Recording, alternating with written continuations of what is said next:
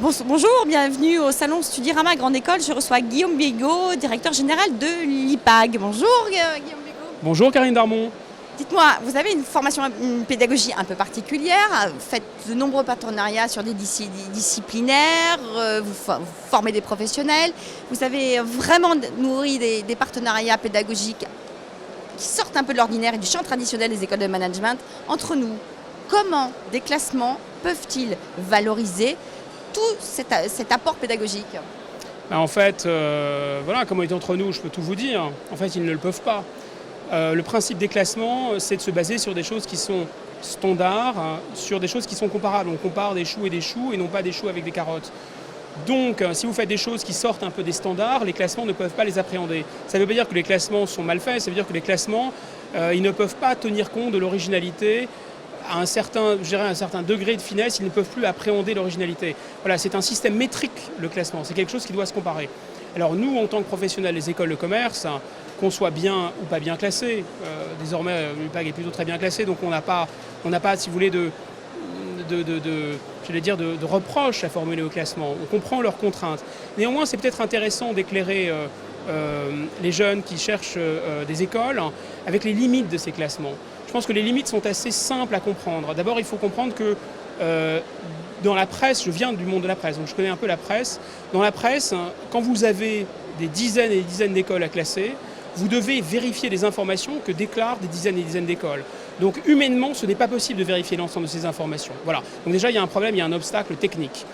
Donc c'est la raison pour laquelle, si j'avais des conseils à formuler en matière de classement, je dirais d'abord ne prenez pas un classement, mais combinez des classements entre eux, c'est déjà plus éclairant. Deuxième conseil que je pourrais formuler, il y a des éléments dans ces classements qui sont des éléments qui me semblent infiniment plus objectifs, avec lesquels on ne peut pas tricher. Vous avez raison, on fait du théâtre en anglais par exemple à l'IPAG, c'est très difficile d'appréhender ça dans les classements. On a un partenariat avec le Polytechnique Turin qui est dans le classement de Shanghai, ingénierie management, c'est très difficile d'appréhender ça dans les classements. En revanche, eh bien, des éléments comme la recherche par exemple, la recherche, eh bien, c'est quantitatif. C'est-à-dire qu'on va voir précisément dans la recherche le niveau de publication, qui publie, est-ce qu'ils sont chez vous, ils ne sont pas chez vous, dans quelle revue ils publient, combien vous faites de publications. Et ça va être relativement homogène dans les écoles et ça va être relativement facile pour les journalistes de croiser les informations et les vérifier. Donc tout ce qui est éléments de recherche dans les classements des écoles, que ce soit des classements recherche ou des éléments de recherche dans les classements, ça ce seront des éléments assez fiables, assez carrés, assez indiscutables.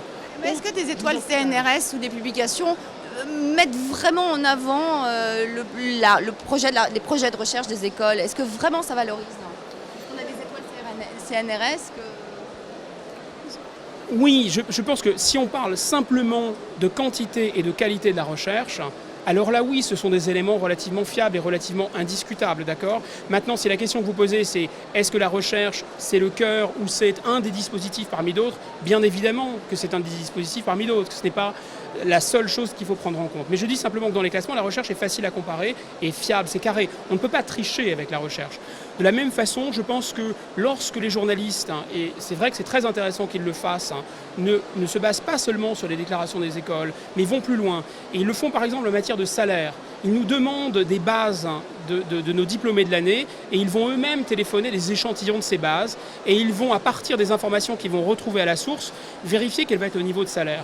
Et bien là, comme en recherche, vous avez des choses qui sont assez étonnantes. D'un seul coup, les classements changent, si vous voulez, parce que c'est quelque chose qui va aller à la source de l'information et qui va être, c'est quelque chose qui va être assez facile à comparer. On peut facilement comparer si les gens sont cadres, pas cadres, quels sont leurs niveaux de rémunération. Et dernier élément, à mon avis, assez objectif, je dirais regardez les classements recherche, regardez ce qui concerne les niveaux de salaire, ça c'est à mon avis très carré. Et un autre élément, le dernier élément, c'est de regarder aussi la satisfaction des étudiants. Lorsque les journalistes, et ils doivent de plus en plus le faire à mon avis pour être de plus en plus crédibles, lorsque les journalistes s'adressent directement aux étudiants et leur demandent mais que pensez-vous de votre école? Est-ce que vous êtes satisfait sur une échelle de 1 à 10 de votre école? Là on voit à nouveau un peu les cartes rebattues et le résultat des classements change un peu. Et à mon avis, il change de manière la plus objective qui soit, parce qu'on va à la base et à la source de l'information. Donc on est loin des idées reçues, on est loin du conformisme, on est loin de ceux qui sont premiers seront éternellement premiers. Non, c'est pas comme ça que ça fonctionne dans la vie. La Chine ne pesait rien hier. Aujourd'hui, c'est un acteur incontournable de l'économie mondiale. Les premiers ne seront pas nécessairement ad vitam les premiers. Et Dieu merci. Merci pour cette transparence, Guillaume Bigot. Très bon salon. Merci à vous, Karine.